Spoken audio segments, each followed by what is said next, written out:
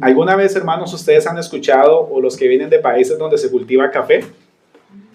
El café tiene es una labor bastante interesante lo que hay que hacer con los cultivos de café. Ayer hablaba con mi padre y me contaba que en Colombia se están perdiendo las cosechas de café por motivo de que no hay gente para que recoja el café. Es un trabajo que solamente se da por algunas temporadas, entonces es un trabajo que no es constante, no todo el tiempo, no todo el año están recogiendo café. Entonces son trabajos que aparecen de repente, una semana se recoge el café y luego en 6 meses vuelve a haber y así sucesivamente. Y a veces se caen los frutos al piso antes de que alguien pueda ir a recolectarlos. Básicamente, hermanos, me acordé de esto escribiendo este sermón porque a veces los frutos son muchos. Hay muchas cosas que hacer, pero a veces no hay quien haga esas cosas, no hay quien pueda ir a recolectar estos frutos para poder sacar provecho de esto.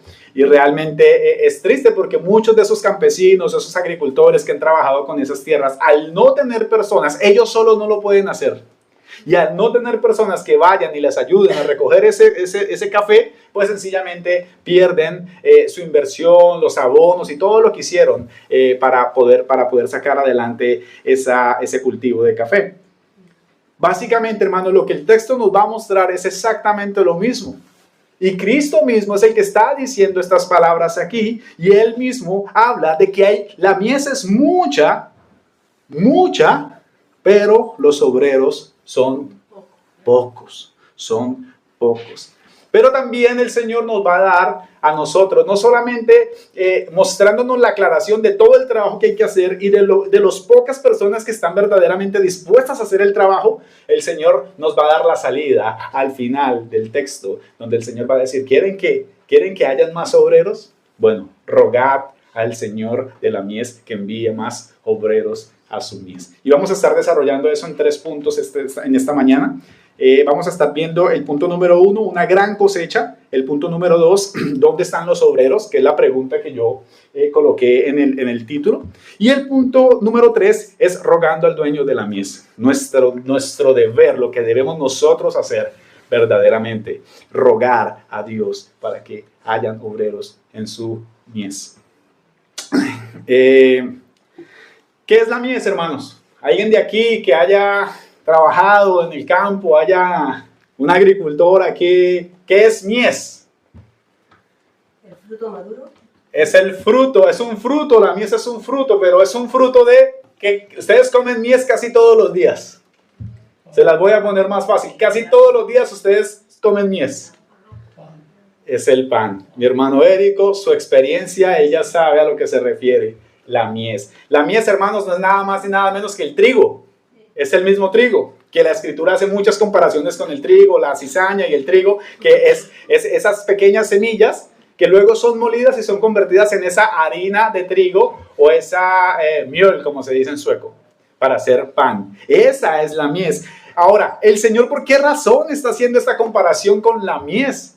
Si todos nosotros sabemos que el Señor Jesucristo de profesión fue carpintero y no tenía nada que ver con cultivos de trigo ni nada por el estilo, pero usó esta comparación para referirse a la labor o al reino de los cielos o a la gran cantidad de personas que estaban esperando para que fuera y le fuera anunciado el evangelio. Recordemos, hermanos, que en el judaísmo eran muy comunes este tipo de ilustraciones para referirse a ciertos temas.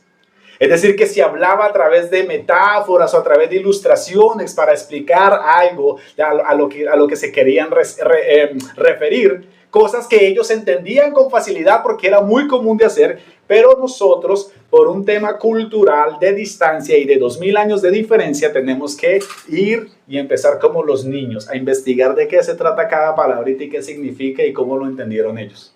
Por eso les estoy explicando, porque yo tampoco sabía de qué es la mies. Y entonces ahora todos saben que vamos a comer mies ahora que terminemos la reunión. Es broma, hermano. Vamos a comer otra cosa, pero no mies. Nuestro hermano Marcos es un distribuidor, nuestro distribuidor de mies. Nosotros felices y encantados con toda esa mies que el Señor nos regala a través de nuestro hermano. Verdaderamente, hermanos, la mies es mucha.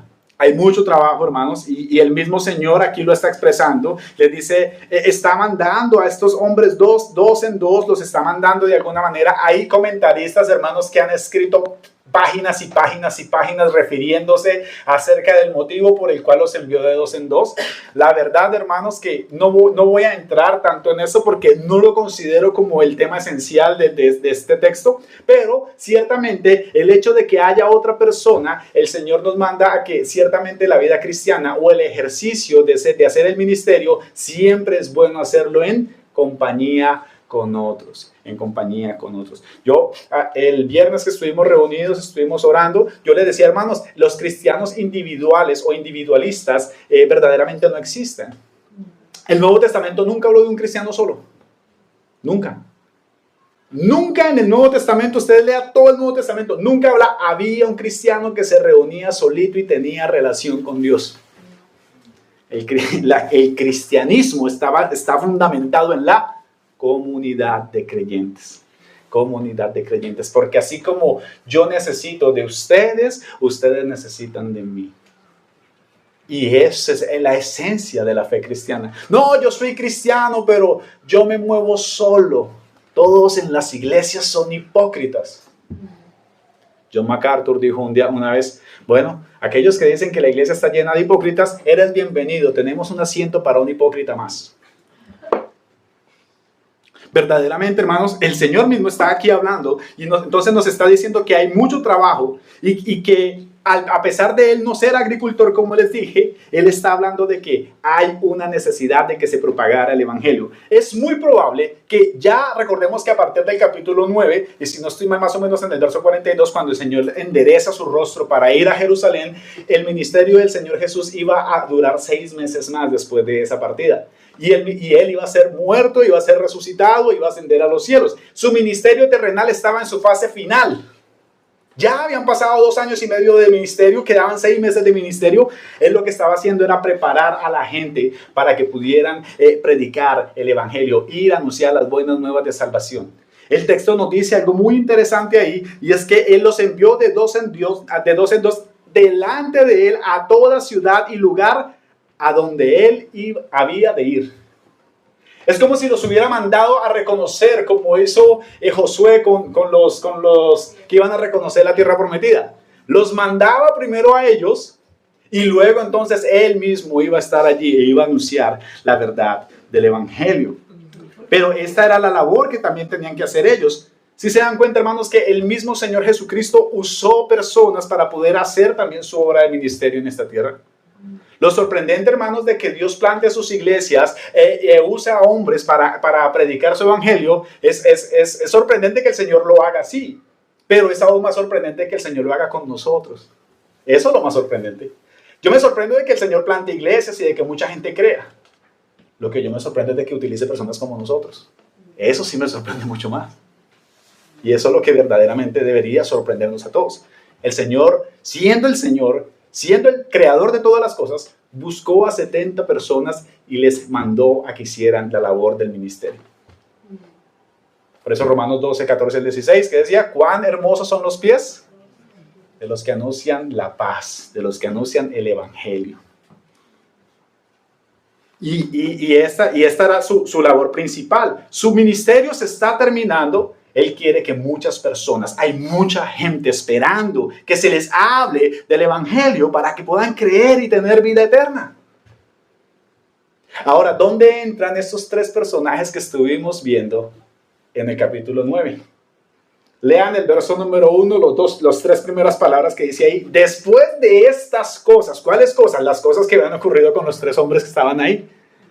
El primero que dijo, yo te seguiré a donde quiera que tú vayas. El segundo que dijo, deja que vaya y entierre a mi padre. El tercero que dijo, yo no puedo porque tengo que ir a despedirme a mi casa primero. Esto que nos muestra, que no solamente habían 12 discípulos. Sí, los 12 discípulos, sus 12 apóstoles eran sus más cercanos, sus compis, los más cercanos con los que tenía una intimidad, con los que podía hablar de ciertas cosas, explicarles ciertas cosas. Capítulo 7, capítulo 8, las parábolas, el Señor le predicaba a la gente por parábolas. Se acercaban sus discípulos, Señor, no entendimos nada, ¿podrías ayudarnos? Claro que sí, les voy a explicar, esto significa esto, eso significa esto. Pero habían más discípulos, aparte de esos 12 que estaban ahí, y ahí se encuentran estos 70 de los que el texto nos está hablando. Había tanto trabajo que hacer que era necesario mandar a personas a enseñar su evangelio. Hermanos, hay algo muy importante aquí que todos nosotros tenemos que entender. Nosotros, si somos cristianos verdaderamente, debemos estar preocupados por predicar el evangelio y por enviar personas o ayudar personas en distintos lugares del mundo donde se está predicando el evangelio. Si no se les predica de Jesucristo, ¿cómo van a creer? Como dice la canción, como dice el texto. ¿Cómo creerán si no hay nadie que les predique? ¿Cómo van a creer en Jesús si no hay nadie que les hable de Jesús? Debemos verdaderamente, y este texto nos lo va a mostrar muy claramente, y es probable que muchos de aquí nos vayamos a molestar hoy, nos vayamos a ir enojados a la casa, porque eres un cristiano, debes estar comprometido con el anunciar las buenas nuevas de salvación a todos, a todas las personas. Tú no has sido salvo, hermano, para venir tú solito todos los domingos y sentarte aquí y luego irte a la casa. Debes estar comprometido con que muchas más personas tengan paz para con Dios, que se les sean perdonados sus pecados, que puedan nacer de nuevo y ser nuevas criaturas y glorifiquen a nuestro Dios en comunión con nosotros. Y si no son en comunión con nosotros en esta iglesia, que sean en comunión con hermanos en otras iglesias. Porque recordemos que nosotros no somos una secta. Nosotros no creemos que aquí solamente los de aquí vamos a ser salvos. No. Hay muchos hermanos en muchos lugares, en muchas congregaciones, que también son salvos. Que también predican a Jesús. Las sectas empiezan siempre por decir, aquí solo somos los únicos. No. No vayan a decir eso, hermanos, porque ya vimos el problema del sectarismo en el capítulo 9 también. Debemos, lo que nos está mostrando el Señor es que debemos verdaderamente, hermanos, estar comprometidos nosotros. Y una de las formas en cómo nosotros estamos comprometidos con la predicación del evangelio es precisamente ayudando al sostenimiento de iglesias locales como estas, que permanezcan, que se sostengan. Y eso el Señor no lo va a hacer con la persona que toma alcohol allá afuera o con la persona que está haciendo actos delictivos afuera. No, el sostenimiento de la iglesia no depende de esas personas. El sostenimiento de la iglesia es responsabilidad nuestra. No, que venga el gobierno y nos sostenga porque aquí no podemos. No, el gobierno no tiene nada que ver con nosotros. Nosotros, los que hemos creído en Cristo, si es que verdaderamente Cristo nos ha salvado, es nuestra responsabilidad sostener, plantar, ayudar, apoyar, enviar para que el evangelio continúe expandiéndose por todo el mundo.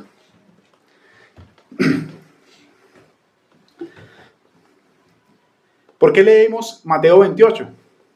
Porque nosotros ahí vemos claramente lo que el Señor hizo después de resucitar y después de encontrar a sus discípulos.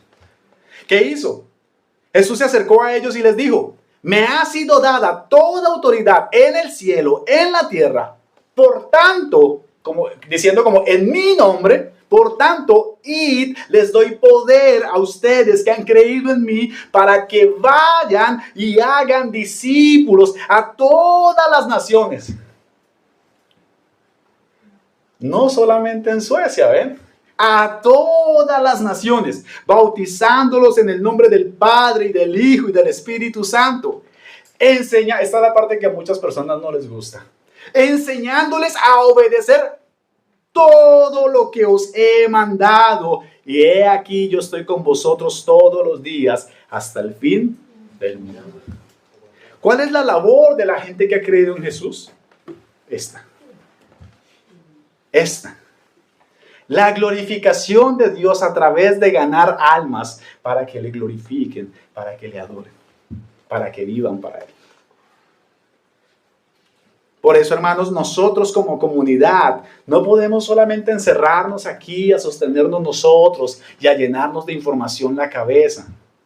Debemos velar para que otras personas puedan creer, puedan tener una esperanza. Puedan vivir con esperanza en el reino venidero, puedan creer en Jesús. ¿Qué dice acerca de esta cosecha espiritual? Dice que es abundante, hermanos. Es abundante. Hay mucha necesidad en medio de nosotros. Hay mucha necesidad espiritual en medio de nosotros. Nosotros vivimos, hermanos, en un país donde hay muchas comodidades y realmente eso hace más mal que bien. Pero la necesidad espiritual de las personas es abrumadora.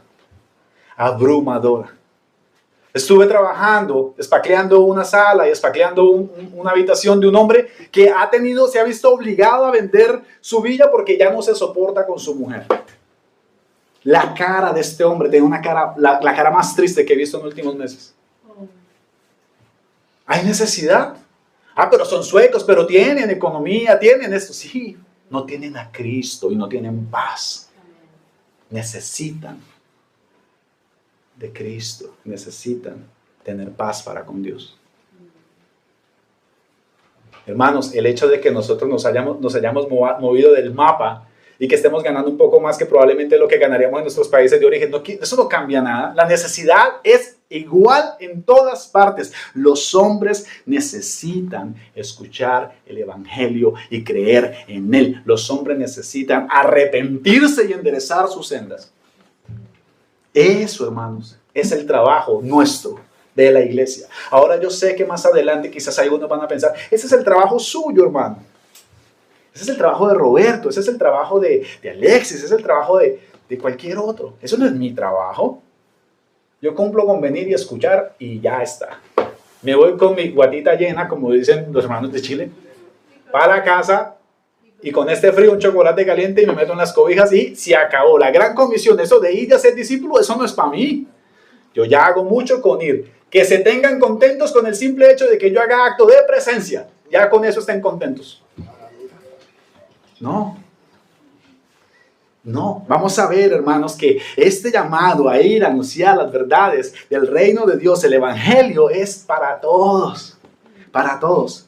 Spurgeon, hermanos, el príncipe de los predicadores, conocido así, yo sé que él nunca hubiera aceptado ese título, propiamente nunca hubiera dicho, no, yo soy el príncipe de los predicadores, no, se le llamó así después. Él decía algo muy interesante, el evangelio que no te salva a ti, es el evangelio que tú no eres capaz de comentarle. O sea, si algo a ti no te ha salvado y no hablas de eso que te ha sucedido, es porque eso no ha sido una realidad en tu vida. No eres capaz de hablar de algo que no ha sucedido dentro de ti. Por eso alguien dice, no, yo nunca hablo de nadie sobre Jesús o sobre la vida eterna. Es muy probable que tú entonces no hayas entendido todavía la vida eterna. Es muy probable que tú todavía no tengas vida eterna. Y debo orar para que seas convertido. A pesar de que vengas aquí, de que nos abracemos, de que nos digamos palabras bonitas, de que tú escuches sermones. Debo orar por ti para que nazcas de nuevo. Debo suplicar a Dios para que tú nazcas de nuevo. Se estima, hermanos, que de la población mundial yo creo que está llegando ya más o menos a los 9.000 millones. Y de toda esa cantidad de personas, hermanas, hay un 42% de lo que llamamos personas que no han sido alcanzadas. Es decir, personas a las que nunca se les ha predicado el evangelio. Eso es más o menos una mitad. Hay personas que nunca han sido alcanzados por el evangelio. Hay lugares donde nunca han escuchado el nombre de Jesús. Es más, para ponerlo mucho peor, hay muchos lugares aquí en Estocolmo, en Suecia, donde nunca se ha predicado el verdadero evangelio. Y eso verdaderamente, hermanos, debería de movernos a nosotros. Y lo hacemos como iglesia. Oramos por las iglesias, oramos y el Señor ha escuchado sus oraciones. Y nos llena de gozo saber que se están plantando iglesias en sueco, que hay personas que están creyendo, que están viniendo a la fe. Y no solamente tienen que ser reformados, no. ¿Sí? Hay personas que están viniendo a la fe, que están creyendo, gente que tiene, digamos, en cierta manera, según su entendimiento, una fe verdadera o sincera. Pero la necesidad está latente y hay mucha necesidad. Es impresionante, hermanos, pero hay personas que han creído en el evangelio de una forma increíble. Hay personas que en la calle los ha parado alguien y le ha dicho, tú estás viviendo mal. Tú estás muerto en tus delitos y pecados. Cree en el Señor Jesucristo. Arrepiéntete de todas tus maldades y obtén la vida eterna. Y hay personas que con palabras tan sencillas como esas, como la sencilla predicación de Jonás cuando fue enviado a Nínive, dijo, en tantos días esta ciudad será destruida. O sea, casi sin alientos en su boca. ¿Qué hizo toda esa ciudad? Se arrodilló frente a Dios. Hay gente que solamente está esperando, hermanos, que nosotros vayamos y les anunciemos las verdades del reino de los cielos. Y eso es algo que como iglesia debemos mejorar. Debemos mejorar. No estamos aquí para salvarnos nosotros. No nos vamos a meter aquí en una nave espacial y vamos a ser los elegidos y vamos a huir de este mundo y cuando todo termine. No, debemos ir afuera a anunciar la verdadera salvación. Si Cristo nos ha salvado a nosotros, debemos anunciarle a otros la salvación que Él nos ha dado. El evangelio no es otra cosa que un hombre hambriento que encuentra un pan delicioso y come y se llena. Y al ver a muchos más hambrientos, quiere ir y brindarles mucho pan para que se llenen. Ese es el evangelio. No, a mí no me interesa la comunión, no me interesa nada. Yo vivo mi vida, yo hago esto y lo otro. A mí no me interesa que nadie se salve. Yo ya soy salvo y no me importa nada. Esas palabras son de personas que todavía no son salvas. Si yo he sido salvo, anhelo la salvación de otros. Eso es natural. Primordialmente los de nuestra casa. Yo por eso les decía, hermanos, cuando ustedes se sienten a orar en sus casas, que espero lo hagan todos, con sus familias, con sus hijos, que espero que esto sea real en la vida de cada uno, con los que tienen sobre todo niños pequeños, que tienen posibilidades de sentarlos, y niños que todavía, o jovencitos que están todavía bajo la sujeción de sus padres, que espero lo estén haciendo, orando, que sus hijos los escuchen. Padre, sálvalos, sálvalos, porque si no están perdidos. Si amas a tus hijos, anhela la salvación de tus hijos. Ah, no, mis hijos ya se fueron. Bueno, debes anhelar la salvación de tus hijos. Si no lo anhelas, es probable que tú no seas salvo. La gran comisión, hermano, no solamente se va a lanzar en las calles. La mies es mucha en tu propia casa también. Allá hay frutos que tienes que ir a hacer una obra con ellos. En el segundo punto, hermanos, ¿dónde están los obreros? ¿Dónde están los obreros? Si hay tanto trabajo que hacer, ¿dónde está la gente que ha creído en Cristo? Los cristianos, que son los obreros que deberían de trabajar en la viña del Señor. ¿Dónde están?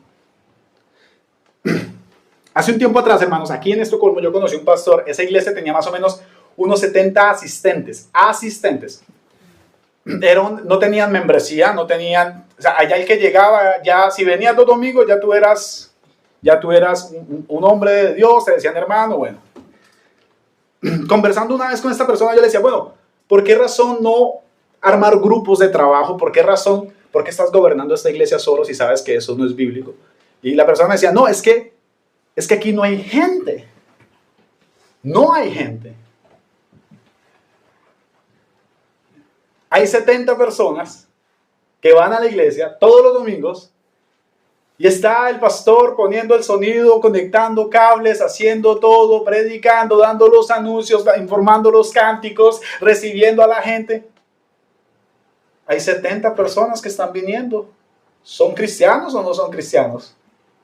¿Deben ser obreros o no deben ser obreros? ¿Por qué hay iglesias con tanta deformidad? Si la iglesia no es solamente el pastor. Están deformes. Tienen tumores malignos. Cosas necias que no se ponen en orden. El problema es de que hay muchas cosas que hacer. Bueno, realmente ese no es un problema. Realmente eso es una bendición. Saber que hay gente esperando por la predicación del evangelio realmente debe ser una bendición. El problema es que no hay gente dispuesta a trabajar. El problema es que no hay gente dispuesta a trabajar en la viña del Señor. Y eso es un problema grave. Ustedes recuerdan, hermanos, en los textos que hemos leído en Lucas 8 y 9, que Jesús siempre nos habla, y Lucas nos ha hablado mucho de multitudes. Dice en muchos textos, y si no estoy mal en Lucas 7, nosotros estuvimos viendo que las multitudes apretaban, dice Lucas. Hermanos, ustedes se han dado cuenta que en muchos ¿cómo se llama? Aglomeraciones hay personas que mueren ahogadas. Cuando por los sustos o algo pasa y hay una multitud y se apretan a tal punto que se rompen huesos y la gente muere. Bueno, hermanos, la cantidad de gente que seguía a Jesús apretaba, la multitud apretaba. ¿Recuerdan el texto que estuvimos viendo de la mujer que tocó el manto? ¿Qué decía? ¿Qué dijo Pedro cuando el Señor dijo, ¿quién me ha tocado? Pedro le dice, Señor, la multitud apretuja y nos aprieta. ¿Y cómo así que quién te ha tocado? Si aquí todo el mundo está tocando con todo el mundo. No, yo he sentido que alguien me tocó de una manera diferente, dijo el Señor. Ahora, ¿por qué razón de tremenda multitud de personas solamente aparecen 70? Es una buena pregunta que podemos hacernos, aunque el texto no nos da claridad sobre eso. Pero por alguna razón Lucas ordena de esta forma el texto que termina con estos 3 hombres que claudican al llamado de Cristo de seguirlo y anunciar el reino de Dios. Y luego dice el capítulo 1, el versículo 1, y después de estas cosas. ¿Cuáles cosas? Después de estos 3 hombres que se negaron a seguir a Cristo. Pero, como dijo mi hermano Marcos, que fue muy buena esa aclaración el día miércoles, no eran cristianos, pero estaban caminando con Jesús. ¿Pueden entenderlo, hermanos? Es posible que estén aquí en las iglesias. Miren, hermanos, esos 3 hombres estaban caminando con Jesús. De otra manera, Jesús no le hubiera dicho, sígueme. Ellos estaban caminando con Jesús. Estaban probablemente viendo los milagros, viendo la multiplicación de los peces, disfrutando de las bendiciones que Cristo les estaba proporcionando. Sin embargo, a la hora 0 que tuvieron que ir a hacer un trabajo para el rey de la mies, para el dueño de la mies, ¿qué dijeron? No puedo. Es probable que estemos en la iglesia sentados escuchando sermones, sin embargo le estamos diciendo a Jesús, stop, no puedo. Y Cristo, precisamente, después de escuchar a esos 3 hombres que claudican y que dicen, bueno, nosotros verdaderamente no podemos, envía 70 a hacer la obra del evangelio. 70 que se decidieron por seguir a Jesús. ¿Qué pasa, hermanos, con los obreros? ¿Qué pasa con los obreros? Son pocos. Es curioso, pero si ustedes se dan cuenta, hermanos, hay muchas personas que tienen sentimientos por Jesús.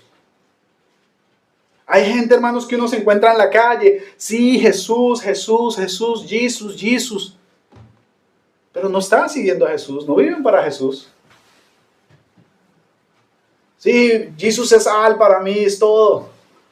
Pero bueno, ¿qué estás haciendo? O sea, ok, supongamos que te creo que Jesús es todo para ti. ¿Qué estás haciendo tú para el reino de Dios? ¿Dónde te congregas? ¿Con qué hermanos tienes una relación? ¿Con qué hermanos estás ayudando? ¿A qué persona estás discipulando? ¿Con qué persona estás recibiendo consejos? ¿A quién estás aconsejando? ¿A quién estás llamando? ¿A quién estás motivando? ¿A quién estás exhortando? No, sí, yo, Jesús, ok, yo te voy a creer, Jesús, ok, te creo. Muéstrame tu obra en el ministerio, lo que estás haciendo en la iglesia, lo que estás haciendo en tu trabajo, lo que estás haciendo con tus hijos. No es solamente Jesús, Jesucito, como dicen en Latinoamérica. No es solamente eso. ¿Verdaderamente estás haciendo lo que Cristo nos mandó? Ir y hacer discípulos a todas las naciones del mundo, bautizándolos en el nombre del Padre, del Hijo y del Espíritu Santo. El mismo texto nos está diciendo que hay mucha gente que dice Jesús, pero son pocos los verdaderos que son obreros. En pocas palabras, y se los voy a traducir al español fácil, son pocos los que son verdaderamente seguidores de Jesús. Jesús demanda, hermanos, amor por Él. A mí, hermano, me sorprende, leyendo un documento ayer que me envió el hermano Roberto, que hay gente que se enoja porque se le ha exigido algo. Es que a mí no me gusta que me exijan, no me gusta que me molesten. No, es que no te estoy exigiendo yo, es Cristo, es su evangelio, es su palabra. Hay un motivo, hermanos, por el cual los hombres no quieren venir a Jesús. Y esto puede sonar muy duro. Los hombres no quieren venir a Jesús porque Jesús no tolera su pecado. No lo tolera y por eso no quieren venir.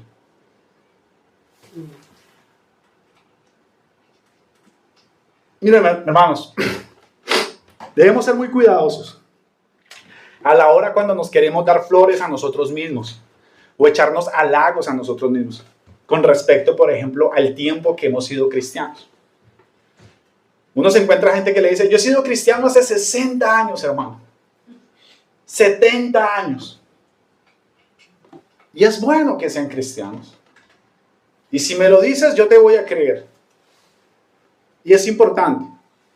Pero más allá de todos los años que tú has sido cristiano, que de cierta manera está bien, cuéntame a cuántas personas en esos 60, 70, 30, 20 años tú les has compartido el evangelio. Ahí ya empieza a cambiar el asunto, ¿verdad? ¿A cuántas personas has ayudado a acercar a Jesús? ¿Por cuántas de esas personas has orado? ¿Por cuántas personas oras tú que son incrédulos y que tú deseas que vengan? Eso es trabajar en la viña del Señor. Hermanos, orar es trabajo. Es un trabajo arduo. ¿Saben qué decía Lutero? Estoy demasiado ocupado. Tengo muchas cosas por hacer. Son tantas las cosas que tengo por hacer que las primeras 3 horas del día me la voy a pasar orando. No, hermano, es que yo soy viejo, hermano, en la fe. Yo llevo 60, 70 años. Bueno, ok, te creo. ¿Cuántas personas tú has anunciado la verdad de Dios? ¿De qué forma sirves al Señor en tu trabajo, en tu familia? ¿De qué forma sirves al Señor en la iglesia? Pueden venir hermanos a pedirte un consejo con sabiduría. Y esos hermanos que se acercaran a ti, tú podrías citarle las escrituras. Porque dar consejos, cualquiera puede dar un consejo. Y puede hablar cualquier barrabasada, cualquier marranada, como decimos nosotros. Ah, eso hágalo así que yo lo hago así. No, o sea, puede un hermano, o sea, tú que llevas muchos años en el evangelio, puede un hermano acercarse y decirte, hermano, tengo este problema. Hermano, lucho con la lujuria. Puedes tú abrir las escrituras y decirle, hermano, mira, aquí dice que tú puedes ser libertado de esas cosas, creyendo en Jesús. Pueden las personas llamarte y pedirte un consejo a ti y decirte, hermano, tengo un problema serio. ¿Podemos orar? Eso es parte de hacer la gran comisión, hermanos. Porque no nos podemos estar jactando nosotros de que sí somos obreros y Jesús. Bueno, ok. ¿Dónde están las cosas prácticas de creer en Jesús? Como dicen muchos.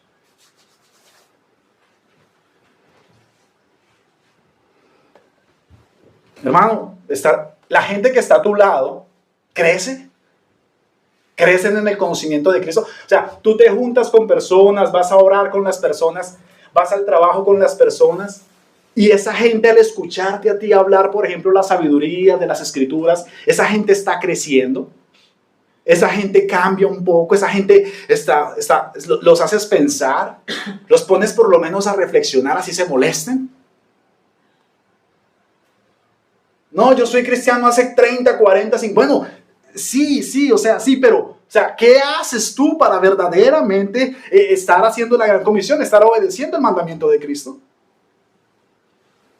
¿Eres un hermano que pasa por alto las ofensas y que se afianza en la roca que es Cristo y que afianzas a otros a la roca que es Cristo? ¿O eres un hermano problemático? ¿Cómo se ve esa madurez y cómo se ve ese crecimiento espiritual en ti? Hermanos, no nos volvamos personas que vamos a las iglesias solamente a consumir. No, yo vengo aquí a sentarme a consumir y que ellos hagan todo. La labor es tuya y se te pedirán cuentas por las cosas que tú haces o dejas de hacer. Acuérdense que hay pecados que se hacen en acción y hay otros pecados de omisión, que también es pecado entonces dejar de hacer lo que nosotros sabemos que debemos hacer. Hermanos, yo sé que hay personas que dicen, bueno, hermano, la mies es mucha y los obreros pocos. Yo sé que muchas personas dicen, hermano, pero es que los obreros son los pastores.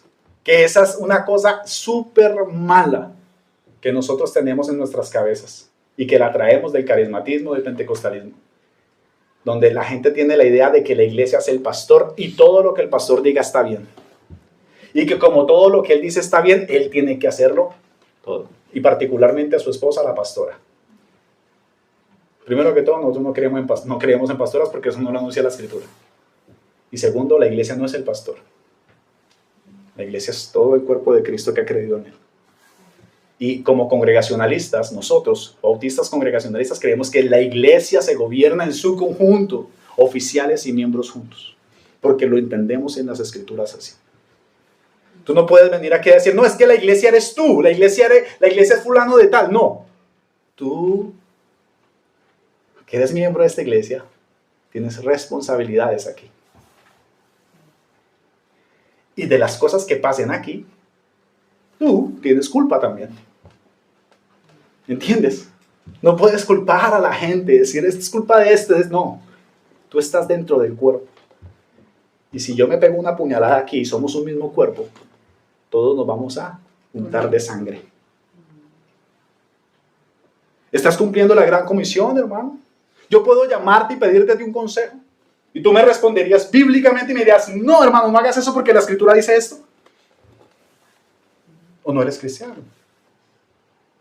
Y simplemente te gustan, te agradan ciertas cosas, escuchas una que otra alabanza y a veces lloras, escuchas uno que otro sermón y a veces lloras, pero tu vida no ha cambiado. Sigue siendo exactamente lo mismo. Te miro atrás, 20, 30 años atrás, la misma persona está sentada hoy aquí y no ha pasado nada. Las luchas que tenías hace 20, 30 años están todavía intactas ahí. Y practicando exactamente el mismo tipo de pecados. Y la transformación de la que habla el Evangelio, porque el Evangelio, hermano, no solamente venir a la iglesia y sí, o sea, el Señor te perdona y todo, es transformador. La gracia que no cambia a la gente es una gracia que no está salvando a nadie. Hermanos, yo sé que nosotros somos una iglesia súper, súper impopular. Y por eso somos muy pocos. Pero es la verdad. Y esto es lo que Cristo nos está mostrando, su palabra. Debemos verdaderamente obedecer a Cristo y ser obreros en su obra. Hermanos, yo oro al Señor porque los que no son miembros de esta iglesia puedan ser miembros algún día. Oro, mi anhelo que la gente pueda comprometerse y creer verdaderamente. No perfección, no. Pero sí una convicción y sinceridad en las cosas. No, hermano, eso de obreros, eso es a la gente que llama a tiempo completo. Sí, Dios llama a tiempo completo a algunos hombres, pero todos estamos llamados a trabajar en el reino de Dios, poniendo nuestros dones, nuestros talentos a disposición del reino de Dios. Que eso es algo que muchos de ustedes practican, para la gloria de Dios. ¿Por qué razón hay tan pocos obreros en la mies del Señor? Porque la Escritura nos muestra que los hombres son hijos de ira, que los hombres no les gustan las cosas de Dios, que los hombres aborrecen a Dios, que los hombres están muertos en sus delitos y pecados, que los hombres disfrutan su pecado y lo saborean en su boca, así. Por eso no hay muchos obreros en el reino de Dios. Porque a los hombres les gusta seguir las reglas y los mandatos de su príncipe, el diablo, y gozarse en las cosas que se goza el diablo. Por eso no hay muchos trabajadores en la mies del Señor. Porque a pesar de a veces estar en la iglesia, no somos verdaderamente convertidos. No somos verdaderamente convertidos. Los obreros son pocos, sí, porque la gente ama todo lo que hay en el mundo, los deseos de la carne, los deseos de los ojos y la vanagloria de la vida. ¿Por qué razón es tan difícil, por ejemplo, que un joven venga y se arrepienta de sus pecados y crea en el Evangelio verdaderamente? Porque está envanecido en los propios deseos de su corazón, lo gobierna. Porque la vanagloria de su juventud, la fuerza que siente, lo lleva a dejar a Dios postergado. Después vendré aquí y arreglaré estos asuntos. Pero como dijo Santiago, ¿qué sabes tú qué va a ser de tu vida mañana? Trágicamente, hermano, los obreros son pocos. ¿Eres tú un obrero? ¿Eres tú un obrero? estás discipulando gente, estás pendiente de otras personas, estás compartiendo el evangelio, te sientas y tienes conversaciones con hermanos, puedes exhortar a un hermano, puedes motivar a un hermano. Eso es parte del ministerio. A mí me sorprende, hermanos, que mucha gente a mí me ha dicho, es que usted no discipula. Esto es discipulado. Sentarnos a hablar los viernes, los miércoles, es discipular a la gente. Esto es discipular. Tener una conversación con un hermano, escuchar a ese hermano y luego poderle aconsejar algo, es discipular. ¿Estás haciendo tú eso? No, que lo haga Daniel, que lo haga Roberto. Pues nada de eso me meto, no me gusta meterme en la vida de la gente. No, eres cristiano. Los cristianos somos libros abiertos, así. Entra y mira, hermano, por donde quieras. Vas a encontrar pecado. Sí. Pero no pecados escandalosos, no cosas de las cuales puedas de alguna manera romper nuestro testimonio frente a Cristo, la integridad. Porque pecado tenemos todos. Los obreros son pocos. Porque la gente no ama. No ama. Mira, hermanos, hay gente en las iglesias que no le dice nada a otra gente solamente porque no los ama. No, es que en esta iglesia no me dijeron tal cosa y a mí me gusta más una iglesia donde nunca se han metido conmigo, hermano. Bueno, pues nunca se meten contigo porque no te aman. Nos metemos contigo, te llamamos, te decimos que por qué no vienes, por qué no llegas temprano, por qué no haces esto, por qué no haces lo otro, por qué tienes una relación ilícita, por qué haces esto, por qué no puedes hacer esto, por qué, porque te amamos. Los que no aman nunca dicen nada. Por eso me preocupo, si usted es un hermano que está aquí, usted nunca le dice nada a nadie. Me preocupo porque entonces usted no está amando. ¿Usted qué le dice a sus hijos? ¿Hagan todo lo que quieran? No, usted los ama mucho como para dejarlos perder. Bueno, hemos tenido que decirle cosas a las personas que se han molestado, pero lo hemos hecho porque los amamos. Y eso lo cambia todo. Este sermón se expone de esta forma porque se ama a la gente. Se ama a la gente. Mis hermanos, queremos medir el éxito de las iglesias por el número de congregantes. Creemos que si hay un gran número de congregantes, entonces Dios está en esa iglesia. Creemos que si hay una hora de alabanza y la gente se pone a llorar o se tiran al piso a temblar, creemos que hay un gran mover de Dios. Allá se mueve Dios porque allá la gente se cae. El predicador hace y la gente se cayó. No. Un gran mover. ¿Sabes cómo sabemos que hay un gran mover de Dios, hermanos? Porque la gente está creciendo espiritualmente, tienen conversaciones sanas, se aman, se ayudan, se apoyan, porque no se quedan callados cuando hay un pecado, porque llaman al hermano que está a punto de cometer una barbaridad. Ahí estamos viendo verdaderamente el amor, estamos viendo la obra de Dios. Estamos viendo que se están exhortando, que estamos evitando que un hermano que caiga en pecado. Ese es el poder de Dios y así es como se mide verdaderamente el éxito de una iglesia. ¿Quieres saber si hay una iglesia exitosa? Bueno, es una iglesia que está haciendo precisamente lo que Cristo mandó a hacer. Motivarnos, amarnos, exhortarnos, reprendernos, cuidarnos para la gloria de su nombre. Es una pena, pero aunque suene duro, y puede que aquí muchos se ofendan, pero no importa, hermanos, es la palabra de Dios.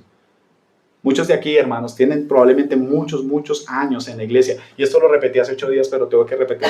Que son personas que deberían ser maestros de la palabra de Dios. Y lamentablemente tenemos que tratarlos como niños. Es una deformidad. Piensa en esto. Un joven de 15 años montado en un coche de bebés. ¿Cómo ves tú esa imagen? Chico de 15, 18 años montado en un paseador de esos de niños. Es una deformidad, es deforme. No puede ser. Bueno, así se deforme son los cristianos que llevan muchos años, que deberían enseñarnos, que deberían guiarnos, que deberían darnos consejos, viéndolos como niños, teniendo que tratarlos como niños, ofendidos por todo, molestos por todo. Deformidad. Deforme. Cuando deberían ser las personas que deberían estar sentadas en una silla, llamándome, diciéndome, Daniel, ven, ¿cómo estás orando? ¿Qué estás leyendo? ¿Cómo estás tratando a tu esposa? ¿Estás orando en tu casa con tus hijos? Tiene que Daniel entonces levantarse y más bien enseñar a ese hermano, a esos hermanos. Mal. Hermanos, la cristiandad está tan corrompida que si un hermano lee la Biblia, ora y hace un devocional con sus hijos, ya dicen que va a ser un pastor. Eso es algo que todos los cristianos lo tienen que hacer. Todo cristiano tiene que orar, leer, congregarse y enseñar a su familia. Estamos tan diluidos que una persona que ora, lee la Biblia y enseña a sus hijos, ese lo está llamando Dios. No lo está llamando Dios. Eso es cristianismo básico, lo más básico de la fe. Eso es básico. Pero no podemos acudir a ti. No podemos ir a escuchar tu consejo porque eres inmaduro. Y debes madurar. Y debes ser un obrero en la mies del Señor. No te puedes quedar deforme. Ustedes saben cómo se llama esta iglesia, ¿verdad? Reformada. Debemos reformarnos.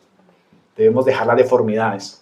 Debemos mirar a Cristo, alimentarnos de su palabra y ser lo que verdaderamente estamos llamados a ser, cristianos. Vivir como tales, compórtate como tal. No esperes a ser un miembro para comportarte como cristiano. Sélo ya, ahora.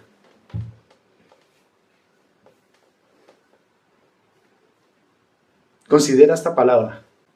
La mies es mucha y los obreros son pocos. Pocos no porque la iglesia esté vacía. Pocos porque la iglesia está llena de gente sin compromiso. Que por cualquier cosa forman un problema. Consideremos a Pablo. Somos hechura suya, dice. Somos hechuras suyas, creados en Cristo Jesús para buenas obras, las cuales Dios preparó de antemano para que estuviésemos en ellas. Dios ha preparado una cosecha para que nosotros vayamos y hagamos el trabajo que tenemos que hacer. Debemos hacerlo. ¿Cuál es tu labor en esta iglesia? Tú que eres miembro de esta iglesia, ¿cuál es tu labor en esta iglesia? ¿Qué haces tú en esta iglesia? Si pidiera que levantaran aquí las manos, quizás 2 personas la levantarían. ¿Quiénes de ustedes oraron ayer por la reunión de hoy? ¿Quiénes de ustedes dijeron, Señor, ayuda a esas personas que van a enseñar mañana? No me gusta cómo enseñan feo, pero ayúdalos, Señor. ¿Cuántos oraron por eso? Bueno, ahí vemos cuán comprometido tú estás con esta iglesia local. Si no te importa la iglesia, no te importa Jesús. No mientas más. No mientas más.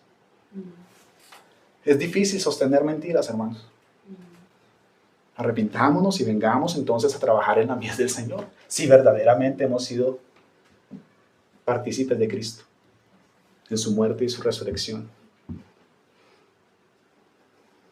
Pero el Señor nos da una esperanza, hermanos.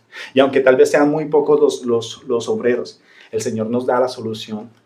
Y yo quiero que desde hoy roguemos. Mira, hermanos, la iglesia en Colombia, una iglesia hermana, pasa muchos problemas porque no tienen una pluralidad de ancianos. Nosotros no tenemos ancianos.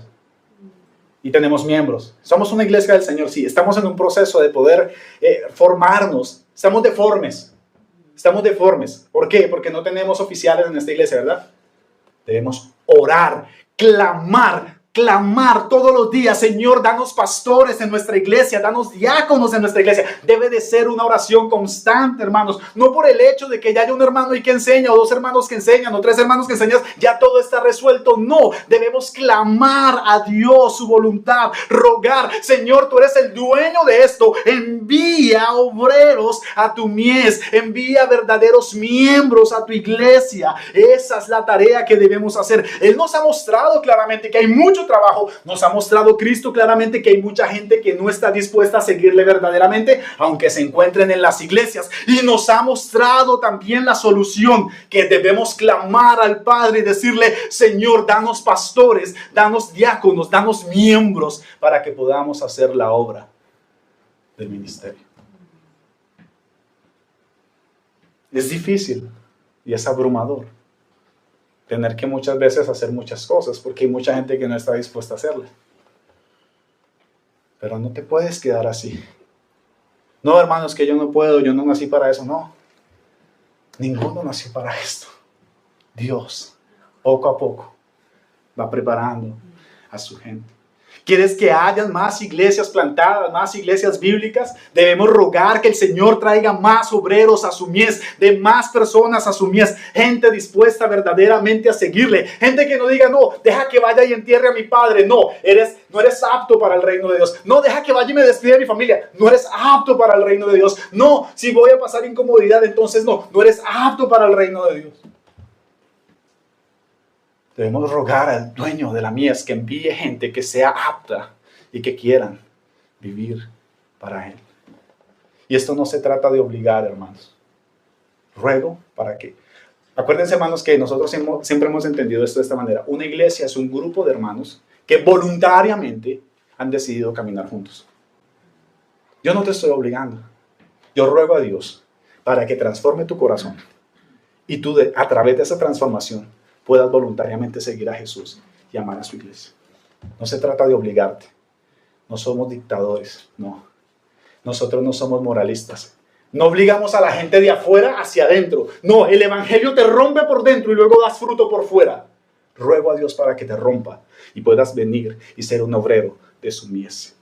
La mies es mucha, mas los obreros pocos. Rogad al dueño de la mies que envíe obreros a su mies. Y tú, que estás aquí, que eres incrédulo todavía, dice que los árboles que dan frutos son conservados y son tratados en gran manera.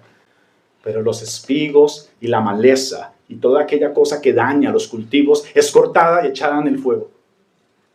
No sabes qué será de tu vida mañana. Ven hoy, arrepiéntete. No te vayas al infierno con esta pila de sermones en la cabeza. Oremos.